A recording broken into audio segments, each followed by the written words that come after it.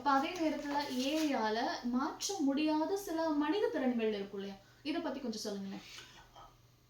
சில வருடங்களுக்கு முன்னால, நல்ல பல வருடங்களுக்கு முன்னாலேயே இந்த பேங்கிங் செக்டார்ல வந்து கம்ப்யூட்டர கொண்டு வந்தாங்க. ம். அப்ப கம்ப்யூட்டர கொண்டு வந்தோனே, ஐயோ! எல்லாருக்கும் வேலை போயிடும் அப்படிங்கிறதெல்லாமும் ஒரு பயம் வந்தது. எல்லாம் நடந்தது. ஆனால் அந்த பயத்தினால கம்ப்யூட்டர் வந்ததுனால என்ன பேங்க் வேலையெல்லாம் இல்லாம போயிடுச்சா? அல்லது பேங்க் இல்லாம போயிடுச்சா? 2ம் கிடையாது.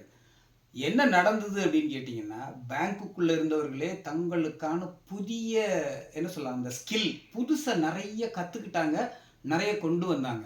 இப்பவும் நீங்க பேங்க்குக்குள்ள போனீங்கன்னா, அங்க இருக்கிறவங்க யாரும் பெருசா கம்ப்யூட்டர் கிராஜுவேட் கிடையாது. கம்ப்யூட்டர் இன்ஜினியர் கிடையாது.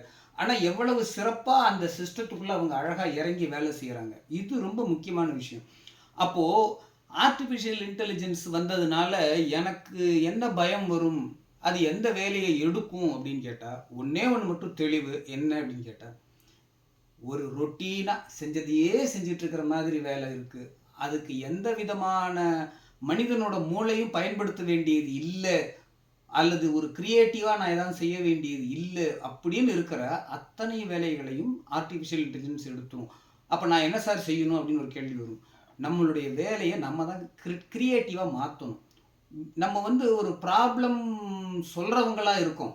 ஆனா, என்னைக்கு நாம சொல்யூஷன் குடுக்குறவங்களா மாறுறோமோ, அன்னைக்கு அந்த கிரியேட்டிவிட்டி வரும். அந்த கிரிட்டிக்கல் திங்கிங் வரும். டிசைன் திங்கிங் வரும். மொத்தமா இன்னைக்கு திங்கிங்கே இல்லாம இருக்கிற காலகட்டத்தில, திங்கிங் நெறைய வேணும் அப்படிங்கிறது இந்த ஆர்ட்டிபிஷியல் இன்டெலிஜென்ஸ் நம்மள ஃபோர்ஸ் பண்ணுது. அது உள்ளுக்குள்ள. இத எதிர்த்து நின்று வெற்றி அடைந்தால் நாம வெற்றி அடைகிறோம். இதுக்காக பயந்துட்டு ஒரு ஸ்டெப் பின்னாடி வச்சுட்டோம்னா, அது நல்லா 10 ஸ்டெப் பின்னாடி தள்ளி விட்டுரும்.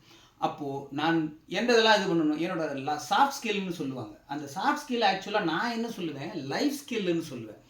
Life skills are important. என்ன சார் லைஃப் ஸ்கில்? கம்யூனிகேஷன். நம்ம 2 பேரும் பேசுறோம். இன்றைக்கு எவ்வளவு சிறப்பா பேசத் தெரியுது. எவ்வளவு சிறப்பா நான் என்னுடைய கருத்த எடுத்து எதிர்த்தாப்புல வைக்கிறேன்.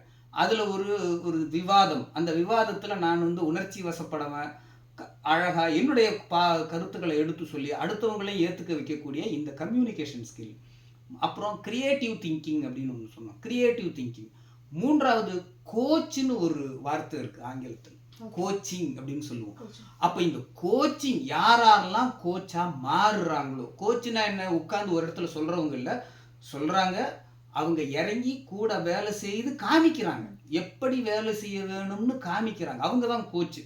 ஈவன் சச்சின் டெண்டுல்கருக்கே கோச் இருக்காரு. சச்சின் டெண்டுல்கர் தெரியாததா அப்படின்னாலும், இருந்தாலும் சச்சின் டெண்டுல்கர் செய்ற ஒரு சின்ன சின்ன தவறுகள், இத இம்ப்ரூவ் பண்ணிக்கலாம் அப்படின்னு சொல்லும்போது, அந்த கோச் அப்போ இந்த கோச்சோட வேலை கம்போசர்ஸ்ன்னு சொல்லுவோம். 4 பேர சேர்த்து வச்சு வேலை வாங்குறது. அந்த 4 பேரோட முன்னேற்றத்துக்காக உழைப்பது. இதெல்லாம் எந்த ஒரு ஆர்ட்டிபிஷியல் இன்டெலிஜென்ஸும் எடுக்க முடியாது. ஆனால் இது லைஃப் ஸ்கில்ன்னு நான் சொன்னேன். அப்ப இந்த லைஃப் ஸ்கில்ல நாம தான் வளர்த்துக் கொள்ள வேண்டும்.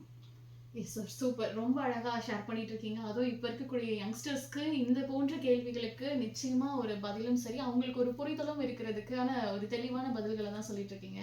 ஸோ கண்டிப்பா உங்களுக்காக இதே போல பல நன்றி, கொஸ்டின்ஸ் நன்றி. வச்சிருக்கேன். ஸோ உங்களுக்கான அடுத்த கேள்வி நான் கேட்டுர்றேன் சார். என்ன அப்படின்னா